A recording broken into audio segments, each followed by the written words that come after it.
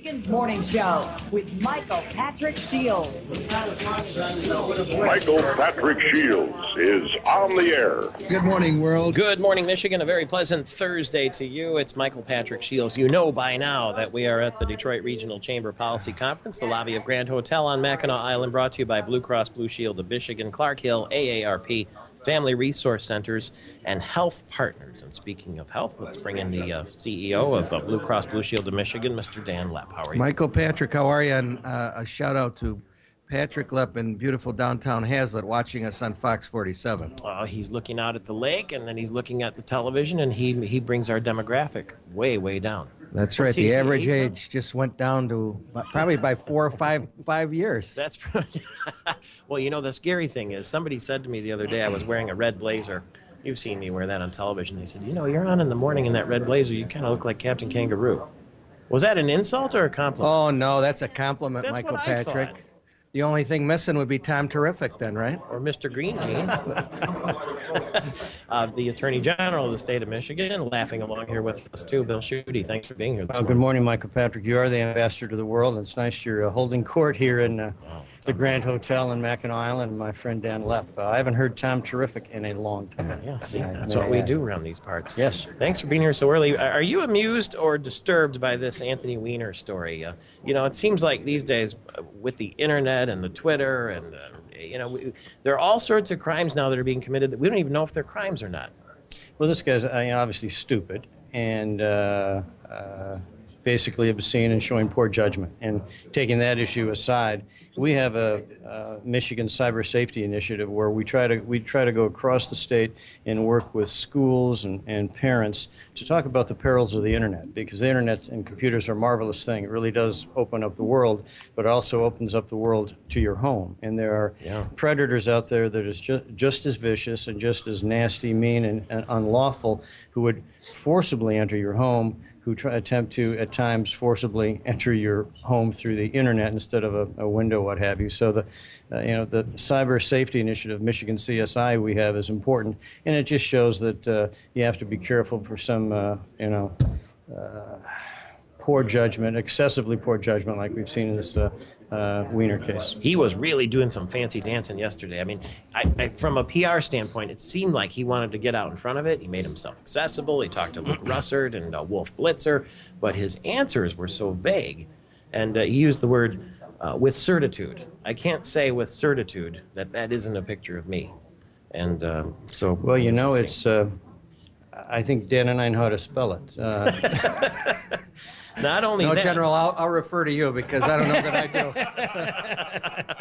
do. You know, it's not only coming into your home now, it's coming into your BlackBerry device or your smartphone, or, you know, so it goes with you. This exposure to people. No, that's right. Is everywhere. Right. Yeah, that's why you really have to be careful. We have a team dedicated in the Attorney General's office on cyber safety initiatives and working with parents. And, you know, kids, you should try to have your computers in the family room where people are going back and forth. And we can help parents to just some educational tips to watch out and some tips to prevent the invasion through your computer. Mm-hmm. Has anybody asked you if you might be considered, you might consider running for United States Senator against Debbie Stabenow, since a really strong candidate hasn't emerged for the Republicans?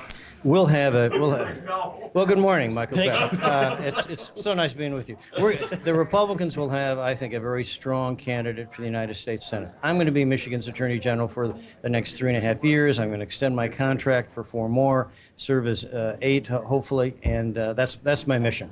Okay, because, you know, thanks for the question, but that's my mission. Well, these kind of things get bandied about here. I mean, I've heard all sorts of names. I've even heard the name Frank Beckman. We don't want that. Well, I'd support Beckman. Yeah? Yeah, you bet. Dan Lepp, the CEO of Blue Cross Blue Shield of Michigan, is with us here today. By the way, Mitt Romney is going to officially announce that he's running for president. That's not a secret, after all.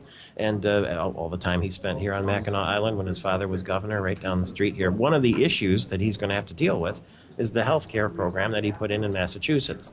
The base, the Republicans, conservatives, aren't going to like that very much because they compare it right to the Obama health care, which you yourself, I think, are working to, retract. Indeed, I am. So how does Mitt Romney deal with that? And does any of that make any sense from your healthcare Well, no, the standpoint. politics makes sense, but he is going to have to deal with it. There's no doubt. I mean, our view of it is that it's the law, and we've got to implement it. And so we're sort of in a Hobson's choice. You have to do what you need to do, because if the Supreme Court decides that it's still the law of the land, we're going to have to implement this thing. So They we're already running. are, right? Well, yeah, and the provisions to this point. And so, ours is much more of a business point, but clearly there's a division on whether this thing's good or bad. We've got 4.5 million customers that whichever way the Supreme Court rules, on the next day, they want to have their health care insurance, and they want it implemented, and they want to be able to use it. And so that's our job, is to make sure that it works, whatever the courts do. And you're a national board chair, are you not, of the Blue Cross? Yeah, the Blue Shield Cross Association. So how did it shake out in Massachusetts? Did it work out all right when he implemented? I think it's a mixed bag. Yeah. I think, my view of it, and, others may view differently, is the idea of more access is a good thing.